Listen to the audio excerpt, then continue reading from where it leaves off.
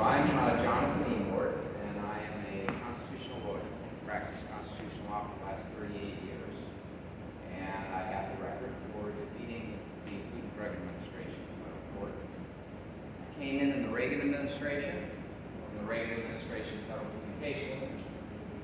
When I was asked to come to the FCC, I said I don't believe the FCC should exist, so why should I go to work for it?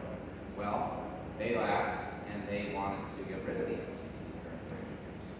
substantially deregulate. So I came into Washington in '85. I had campaigned for Ronald Reagan when I was at the university, and I started a PhD program in constitutional history, but they snatched me out of that to come here. The reality is, the reason why I'm running is that within 2 to 3 years, if we don't change the direction of this country, we are going to see our republic, our constitutional republic, transformed into a socialist dictatorship.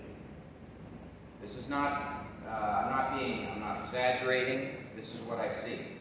So I practiced before all of the federal agencies. I've seen fundamental changes take place in those agencies. You realize today, 3/4 of all federal law is not the product of those we elect, but the product of the unelected heads of those agencies. They are running roughshod over the free enterprise economy that we have. And now that they are hyped up with this socialist Trojan horse called the climate change agenda, they are absolutely destroying the energy backbone of the American economy. Oil, gas, coal. Without those, we have no power. You freeze in the wintertime, you boil in the summertime, and you have really a devastating effect all across the board. The inflation that we're seeing, inflation at the store, the inflation at the pump, is part and parcel of this overall socialist movement.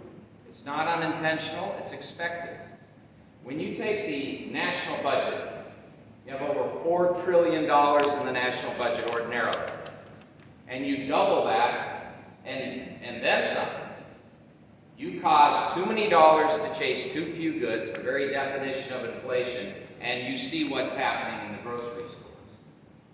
When you constrict the oil and gas industry, when you say make it a national priority within 10 years of the Biden administration taking office to completely destroy the fossil fuel industry, jobbers start leaving the industry. When you cut off the pipeline, the XL gas pipeline, when you start closing access to federal lands to take out the minerals and the oil and the gas, you cause what we're seeing at the pump. And this is going to keep going. When you make it a national priority to have electric vehicles, and you cause what's happening to the market with electric vehicles, you also destroy our backbone.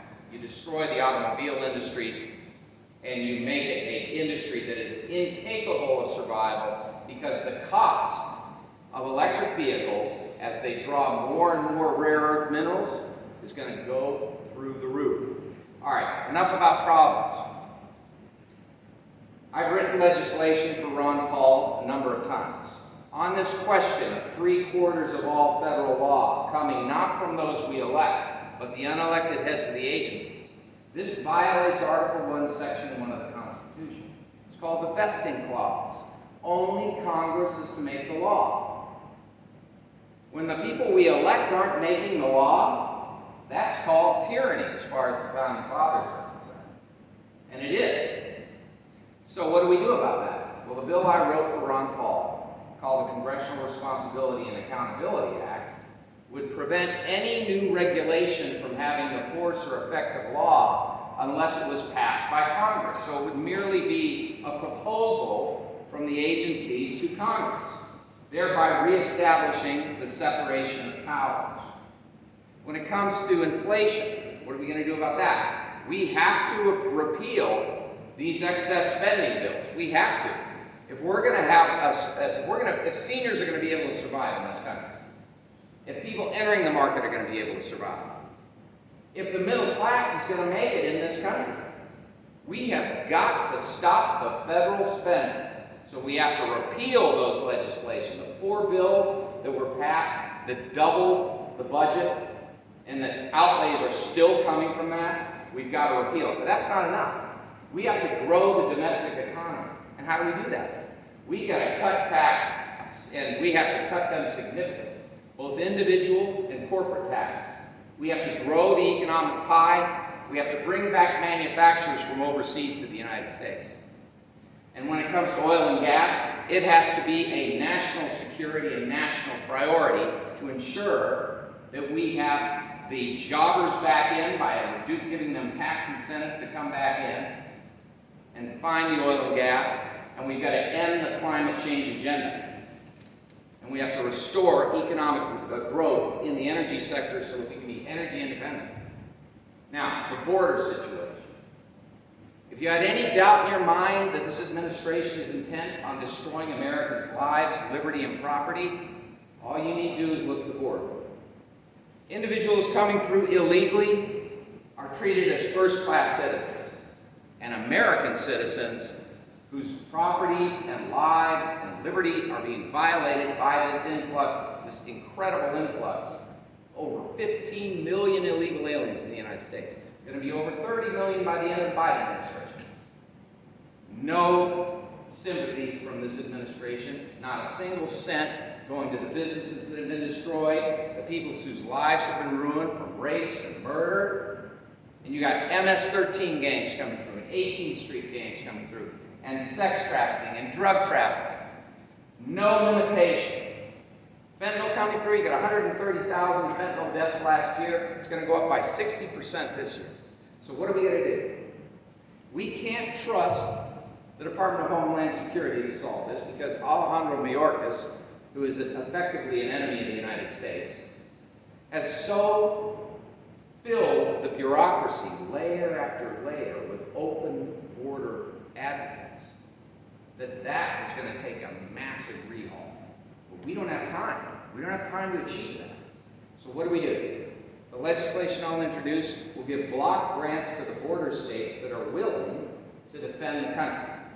Those states will be given money to hire police, National Guard, sufficient to protect the border. We'll complete border wall construction, and critically, we'll reduce demand by doing what? We are going to take the asylum program, which is now a ridiculous joke. If you want asylum, you just come through the border. You say, I want asylum. They give you a little ticket. They say, we'll be in touch with you. See you later. Well, you know what? That's where we're in this mess, right? So the solution is to make asylum, amend the immigration laws to make asylum only possible in your country of origin, at the United States embassies there. Not through the United States, and not coming into this country. And then in addition to that, what we want to do is we want to make it a crime, of course it is, but enforceable, that if you enter this country illegally, seeking asylum will be permanently banned from entry into the United States. Now, these are the things that I will do. There are a number of other things. We don't have the time for all of it. But let me just say this to you. The United States is indeed the greatest nation on earth because of those 4 principles in the second paragraph of the Declaration of Independence that define what it means to be an American. That all men are created equal. That our rights are from God, unalienable rights to life, liberty, and property among them. And that just governments are instituted among them to protect the rights of the government. And that just governments have powers derived from the consent of the government. All 4 of these principles are under assault right now. They mean to destroy this country. We are going to prevent that. I am confident that every man here and every woman here will fight to defend their country. I'm doing this because I know it takes this commitment to achieve the end of restoring a constitutional republic. I have the education, the background, the experience necessary to do that. And I'm driven, like you would not believe, to achieve that objective because I know that your children, my children, the future of this country hangs in the balance over the next 2 to 3 years. So we've got to be serious. And we have to make serious choices. And so I'm asking you to join my effort to do that, to become part of what is now growing into a massive effort statewide with hundreds of people signing up and becoming a part of our movement, which it is.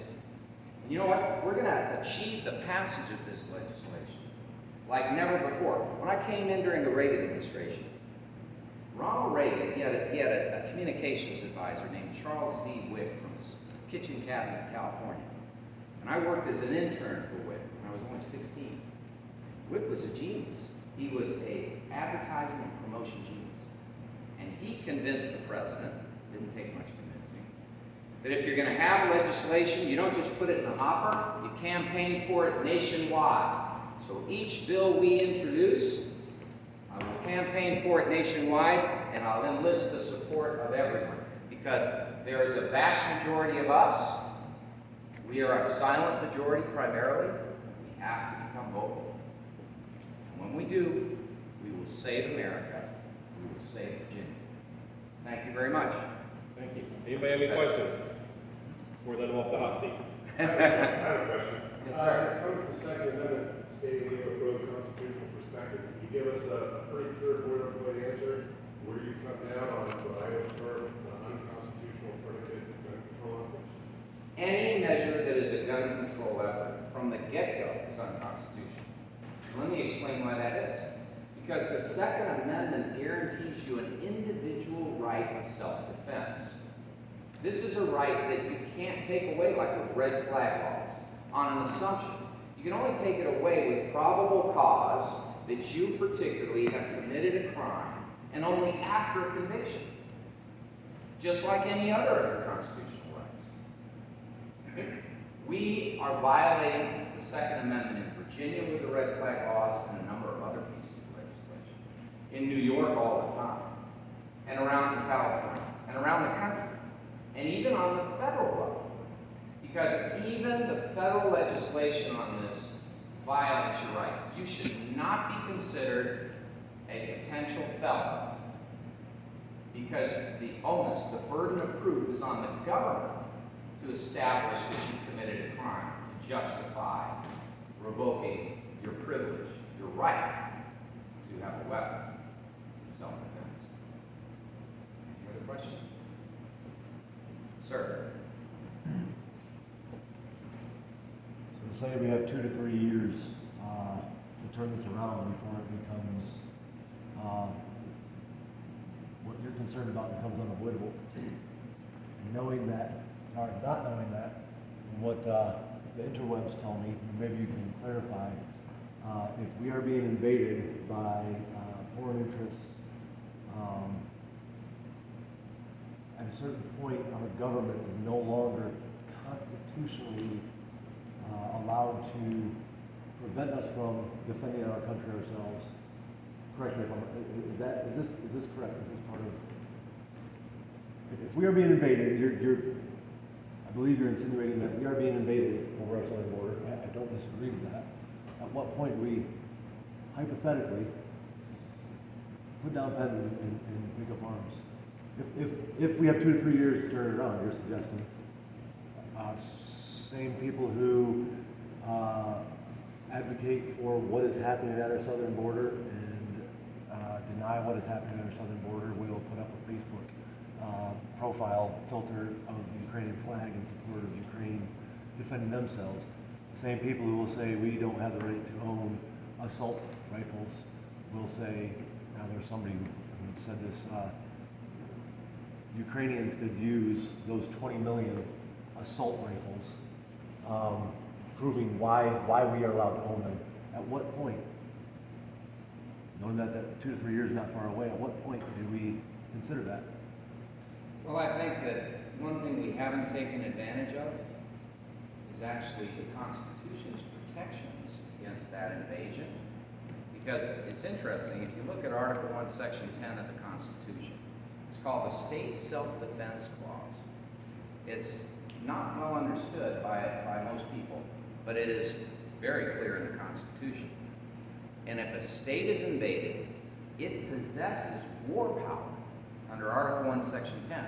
That means that a state, an individual state, those border states, have the inherent power under the federal Constitution to arrest and eject illegal aliens at a minimum. Now, the reason why they're not doing it is the massive pressure that's coming from the federal government not to, and the insistence on federal jurisdiction of the border. But as soon as someone enters a state who's illegal, Article 1, Section 10 can be invoked. And you know who invoked that? James Madison. James Madison invoked Article 1, Section 10 to eject from Virginia smugglers who came here illegally. And he made it very clear at that point that the intended meaning of that clause was to do that very thing. And he described that as an invasion. So we clearly have an invasion. And we clearly have the constitutional means. What we need is the willpower and the ability to invoke the constitutional provisions and to ensure that the legislation is passed. Your point about at what point do we start using weapons to defend ourselves? Well, you know what? We are at that point in the cities today. There's a 35% increase in crime in Northern Virginia, for example. And that's a result of anti-incarceration prosecutors like Steve Toscano and Buda Vivarez. And you know what? That's actually a violation of federal law. You know how that is? Because Soros, who entered into these deals with these guys to run, said, you agree not to prosecute, and I'll support your candidates. Well, that's an obstruction of justice. That's a conspiracy to obstruct justice. When they take office and they've agreed to that, and then they fulfill it, they've obstructed justice. And you can go after these people presently, but it's not happening. Well, under federal law it should, because this is an interstate conspiracy.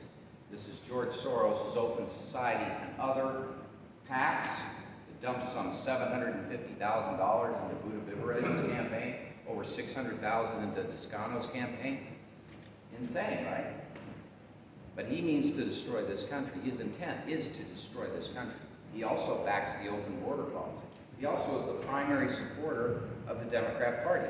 He also has funded Tim Kaine since his race for mayor of Richmond. He gave $50,000. One of the first candidates to receive Soros money was Tim Kaine in Virginia, who received $50,000 from Soros when he ran his first election for mayor of Richmond.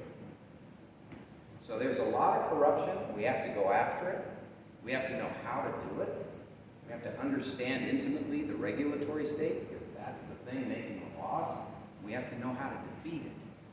And somebody who has defeated it 8 times in federal court, who understands the operation of it, how to dismantle it, I can introduce that legislation, like that bill I wrote for Ron Paul, and ensure that this happens. But you have to be dogged in your pursuit of it. So 3/4 of the laws are written by unelected officials, and that pen is doing nothing. Wasn't it the state's attorney general's job to enforce, go after Yes, these criminals that are doing this? absolutely. So there is. Well, that's a good question. And the United States Attorney General ought to be going after them. Because look, all of these organizations, Antifa, right. We're just dealing with Virginia right now. But, you know, we're going to have a change on the federal level. When it comes to Virginia, there are certain strange limitations on the power of the Attorney General. Actually, power is apportioned to the Commonwealth's attorneys that he doesn't have. But yes, there's more that Attorney General Mayorkas can do. Mayorkas can do, and I believe he will. I think that he is interested, as we've seen. He even caused Associate Attorney General to come up to Northern Virginia to take out Buda Vivarez from a case where she was refusing to prosecute. So he's on it. But the ultimate thing of getting these people prosecuted, I think is going to have to take an Attorney General of the United States, because it is an interstate conspiracy. They're raising money nationally. They're campaigning nationally to do this. It's not, there's 75 plus anti-incarceration Soros-backed prosecutors in the United States. They cover over 70 to 80% of the whole population of the United States. This is why we have this crime epidemic. So it's a national problem. It requires a national solution. I think Jason has done a great job as far as he can go with this, but I think more needs to be done. And I think it needs to be done on the federal level with an attorney general. But we need legislation to force his hand, right? Getting the Senate, in the So- state, I think would have a lot. This is all great. Yeah. Sorry, go ahead. No, no, go ahead. You're saying, you're national, it is mind-blowing what is happening in this country. We have a whole lot of water, sugar, we could, and it's like it's right in our face. But he talks about what states can do and what state powers they have, but what the conundrum we have nowadays is the federal funding that comes down to states. And it's what we were talking about earlier, being able to turn that spigot of money off to states. So people run a fine line of doing what they can do, but not so far that they run afoul and lose that federal funding for something. Or they lose some sort of business coming in. Somebody's gonna divert major economic windfalls to some other But your point states. It's like when you say, when do we get to the point where, enough, and what we see every day, well, if we know we can do this, if we just, why isn't somebody doing it? Exactly. Why isn't That's, somebody doing that's where it it? comes from the I hear, yes, you ground. gotta get out and vote, and you've got to take into consideration. But you need to make it an issue for the governor. The governor's gonna run on the issues that could get him elected. So the grassroots level, if everybody says, this is, and they come out in unison across the board and say, this is the issue we want, this is the issue we want. Bring up anything else, we're not gonna hear it. What about this? What about this? What about this? And keep putting it forward, go. Then the governor's just like, shit, that's. So he needs help, and I'm here to help. I mean, it takes a national effort in addition to a state effort, because look where the money's coming from, right? The federal money. And you know what? We can audit one of the pieces of legislation, all right, the first thing I'll do when I get into office is introduce legislation that will make it a federal felony to aid or cause the transitioning of anyone under the age of 18. Right? And then when it comes to all this CRT nonsense, this Marxist education we're giving kids, we lose generation after generation like we're losing right now to this Marxism. We're done. So it has to stop immediately. What do?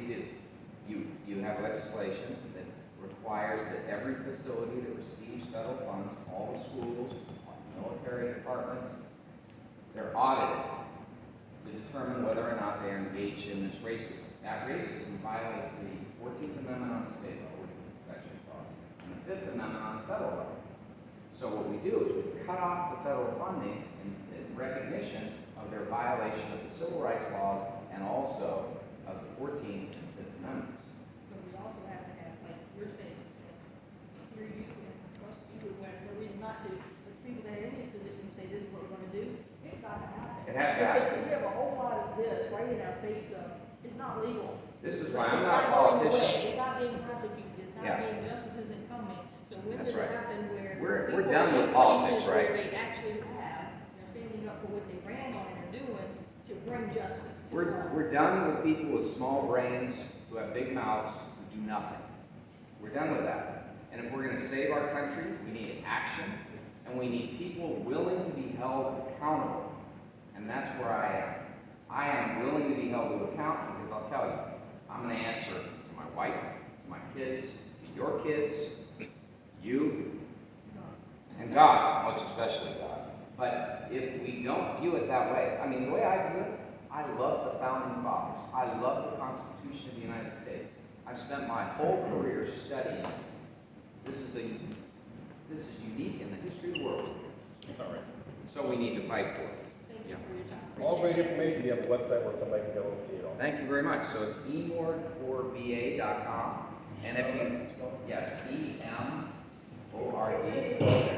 And if you don't have one, there are books back there and the details are back there. Yes, your support, by the way, all over the state, people are joining the campaign. And there's one of the things on the website is, participate or join. Sign up for that, regardless of how you can contribute, because it's critically important for us to build this mass. We're going to send a message, loud and clear. We're not only going to defeat Cain, we are going to send a message nationwide that the jig is up, that we are actually going to take back America. Clifton, Virginia. So you'll be running in June 2024? That's right. And I'm really running right now. Okay. In order to do this, I mean, we've had very good success, enormous fundraising efforts that have been underway, substantial sums are coming in. Anyone who wants to donate, please do. But we've got to compete with Kane, right? Kane has 13 million right now set aside for this, and he's asking for 61 million from Alex Soros. He's going to get it. So we have to be, yeah. So we're nationwide. We're campaigning for revenue to support our campaign, and we're getting it. But we need to get a lot more, and we will. But it's getting the message out. Everyone who we convey this message to has bought into the campaign and said, I'm with it. And I think we all are of the same mind. I mean, we've had it, and now we have to act. And so, as I've said many times, you be the spear, I'll be the tip of the spear. Let's get that tip sharp, and let's get it ready to go. And then I'm going to slay that socialist dragon. And we've done it before. Ronald Reagan was active in that regard when he was in office, and we can do this whole thing again. And every one of us is of the same mind. We're not going to let our country go. We're not going to let them take it. They're a minority, and they threaten everything that we stake our lives on. And so we have to fight for it. Thank you very much. Thank you, Chief. Come out. You bet.